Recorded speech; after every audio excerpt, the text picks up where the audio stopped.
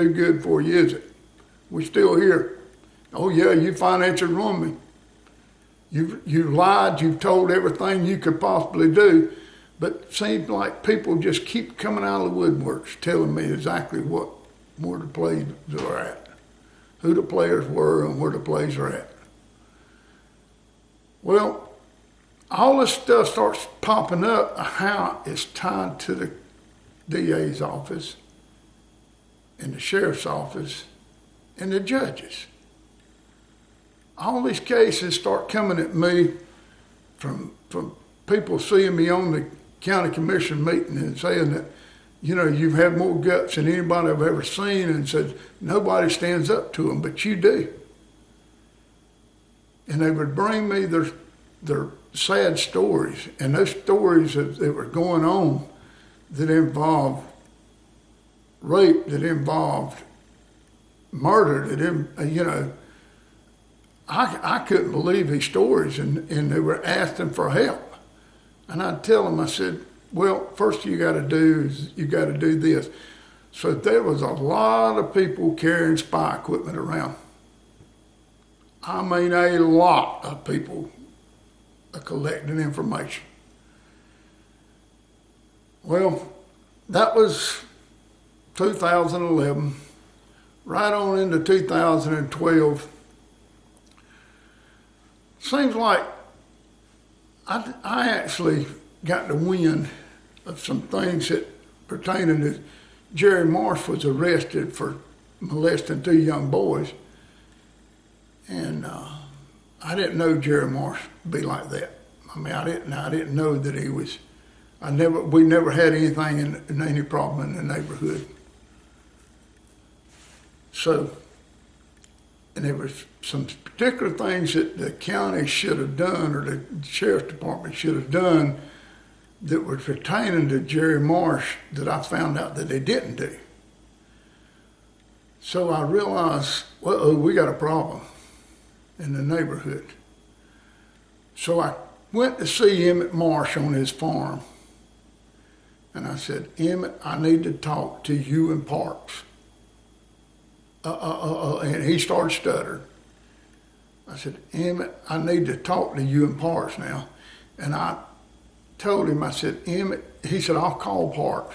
He said, where you want to meet? I said, just meet me over at the farm. I said, it needs to be private. He said, okay. Well, I went over there when I was supposed to. I was about 15 minutes early, and I'm waiting on Emmett. Emmett never showed up. In fact, I got a phone call from my son, Jimmy Marsh, and he said, Dad said, where you at? I said, I'm at the farm. What are you doing at the farm? I said, I'm just over here. He said, no, what are you doing at the farm? I said, oh, I'm over here. I'm supposed to meet him at the park. And he said, they ain't gonna meet you. I said, why ain't they gonna meet me? He said, Emmett called me and said, want to know what kind of state of mind you were in. What kind of state of mind I'm in? I said, why? He said, he's afraid if you come over to the farm, you might shoot him.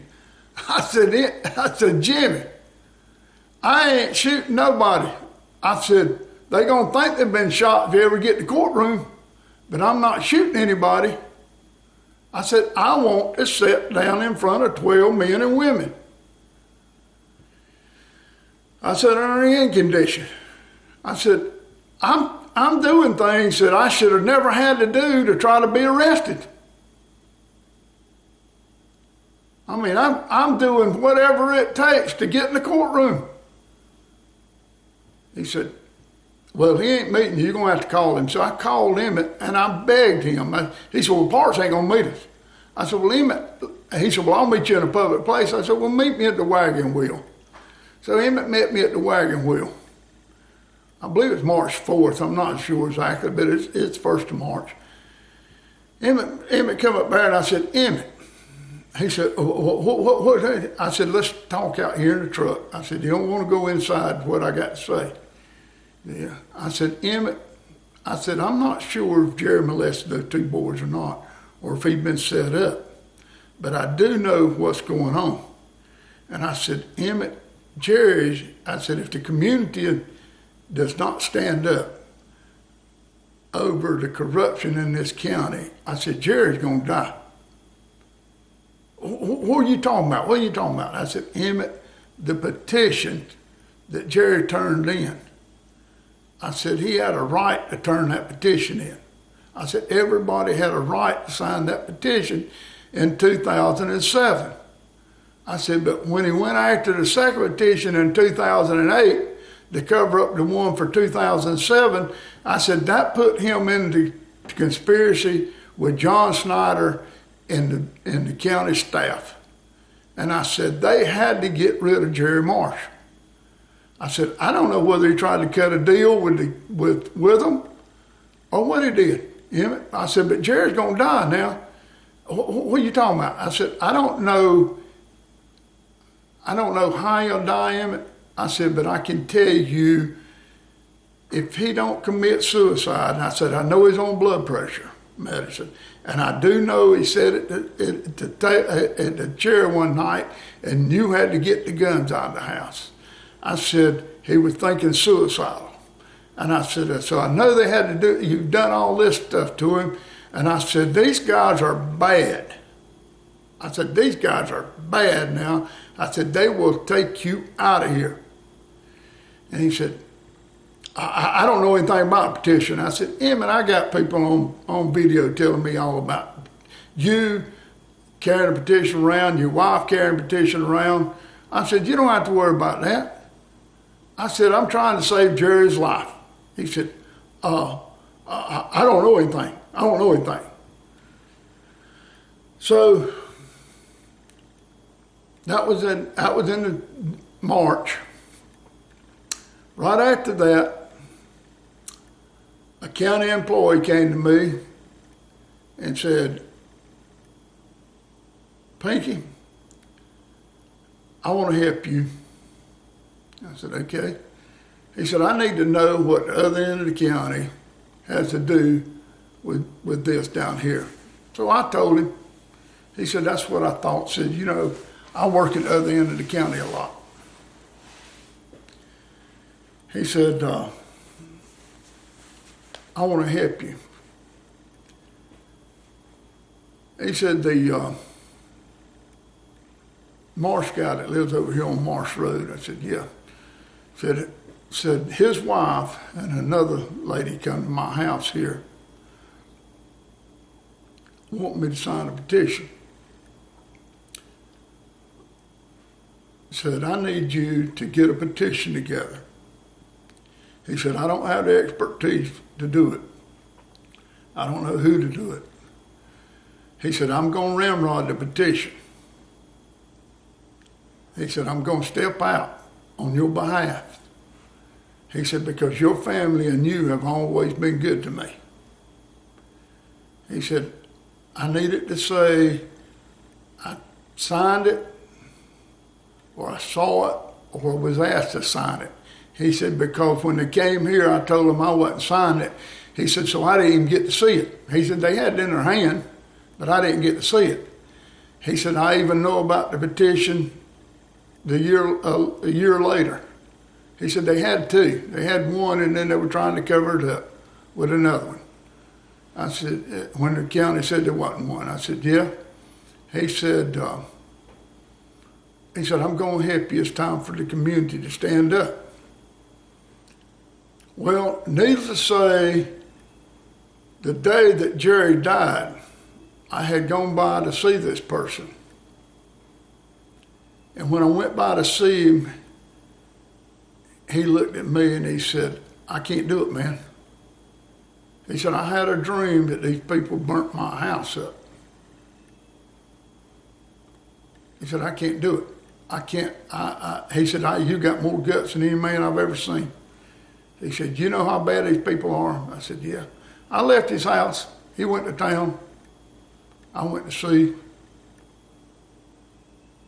Joe Stroud, preacher at Centerview. Told Joe basically the same story.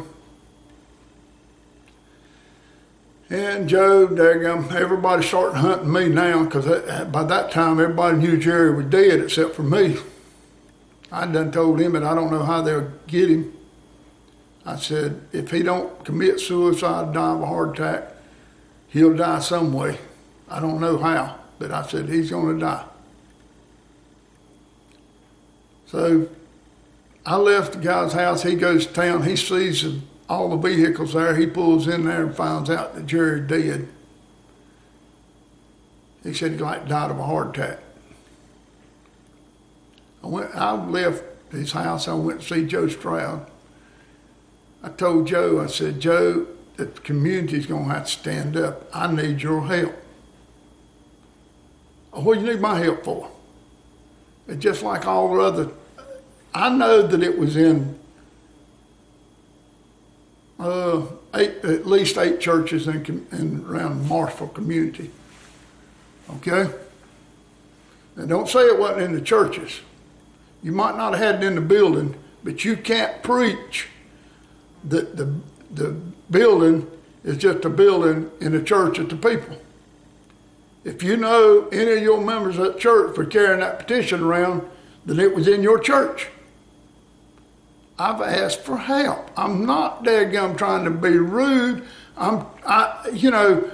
This right here has everything to do with uncovering the corruption that continues eating away at our community, at our county level, at our state level.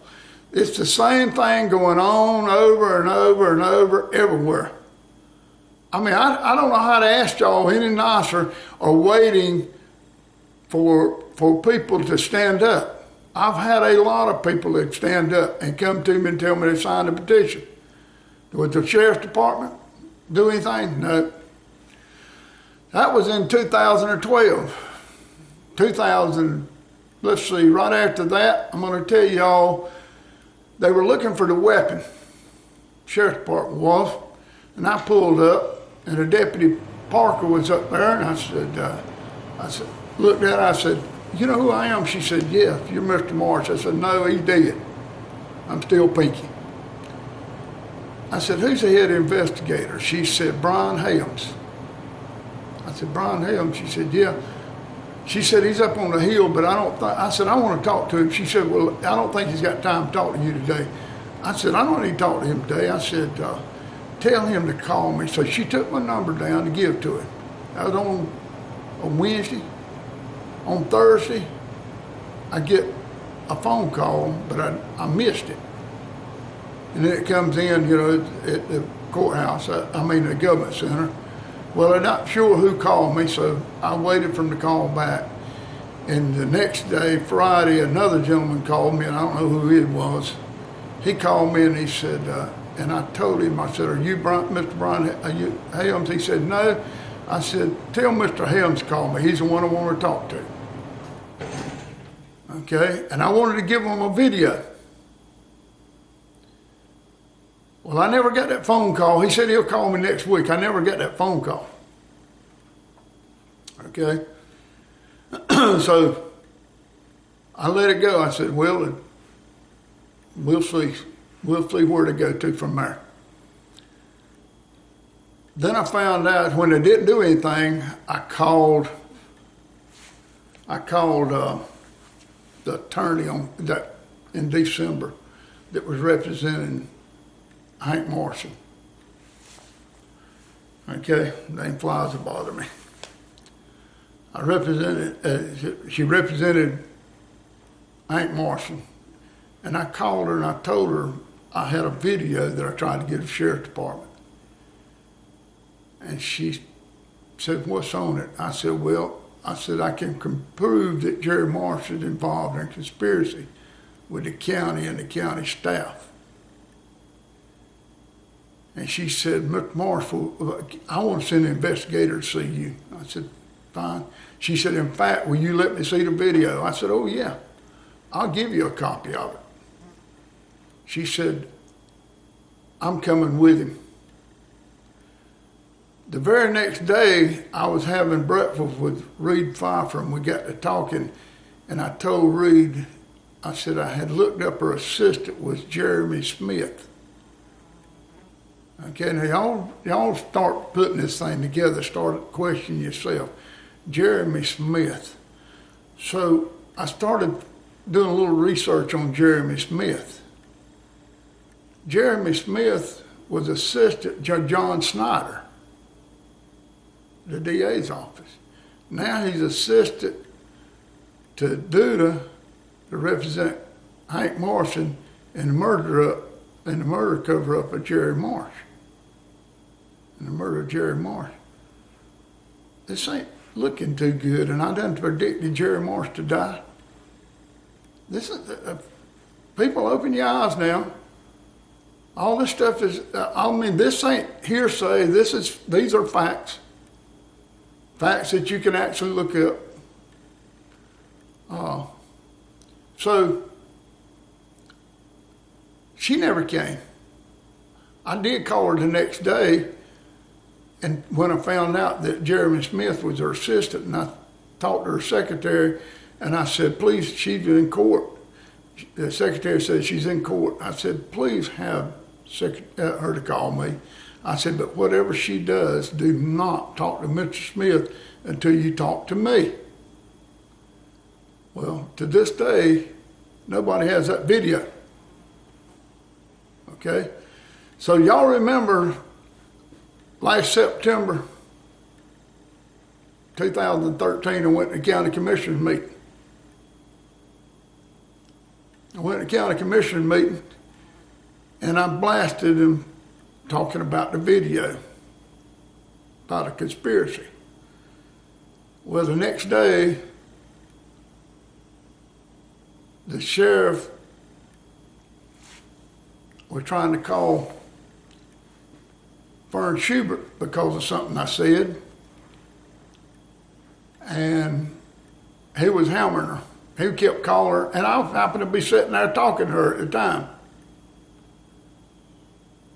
I told her, I said, go on over yonder and answer him, because I had told her what I'd said at the county commission meeting.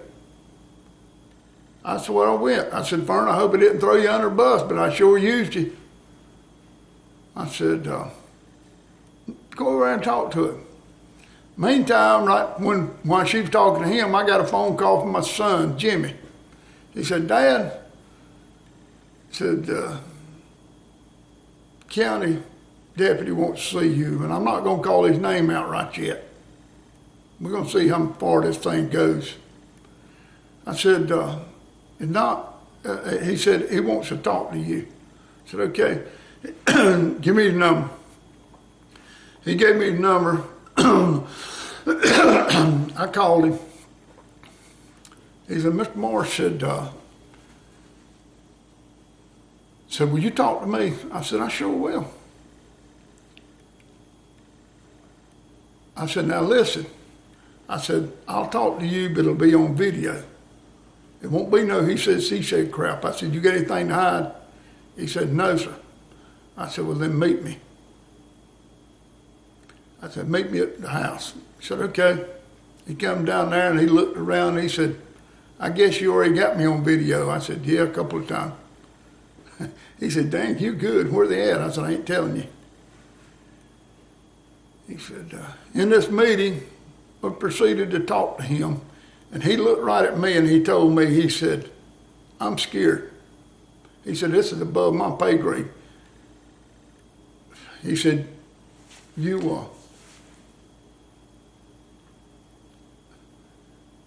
said, this is way above my pay grade. He said, I don't get paid enough for this. So needless to say, he asked me, he said, you're not going to let me see the video? I said, not until you do your job.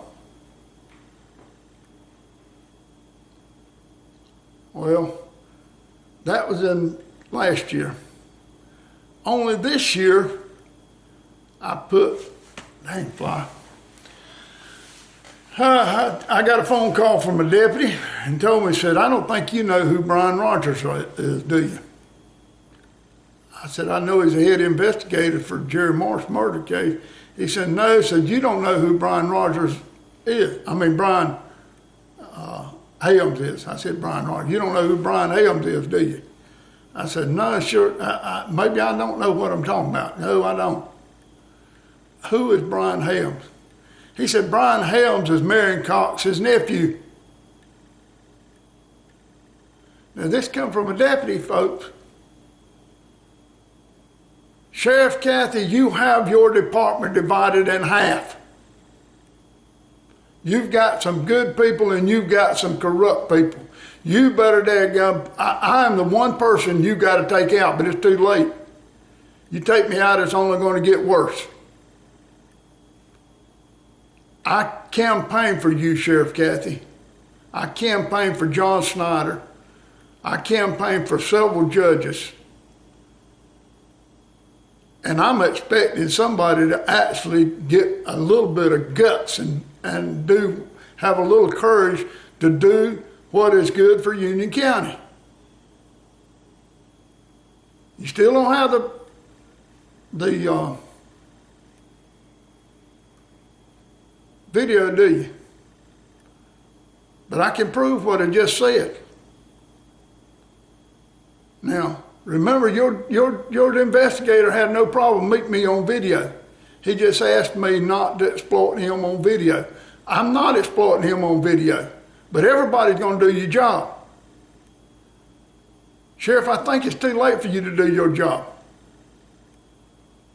I told him one time that I wasn't sure who cut the deals because I was able to get the FBI here to investigate the corruption in the federal court. Y'all know that. I'm not beating around the bush to it. I don't know what they found. I got a good idea. If I don't understand what could be worse than obstructing the federal courtroom. I don't know what can be worse than murder. I don't know what, there's so much out there that's going on, rape of young children. There's so much going on in the corruption in this county, and all I've asked to do, all I've had to, I'm begging for everybody's help. I beg for every board's help. Okay? I don't know where to go to. Other than that, actually, I tell you just like it is.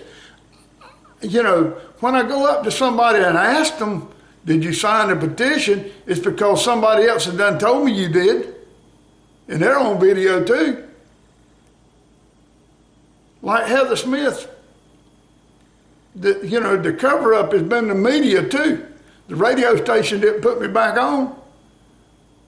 They wouldn't, and actually Shane Green told me he wanted to put me on. They won't let him. Why won't they let him? Because you might actually hear something, or somebody might call in with something wrong. Old Parker Mills told me and Jerry Barrett one time, he said, we don't need to fight this in the media. Well, how else are we going to fight it now? When the courthouse is involved in it. How else are you going to fight it? When the sheriff's department's covering it up.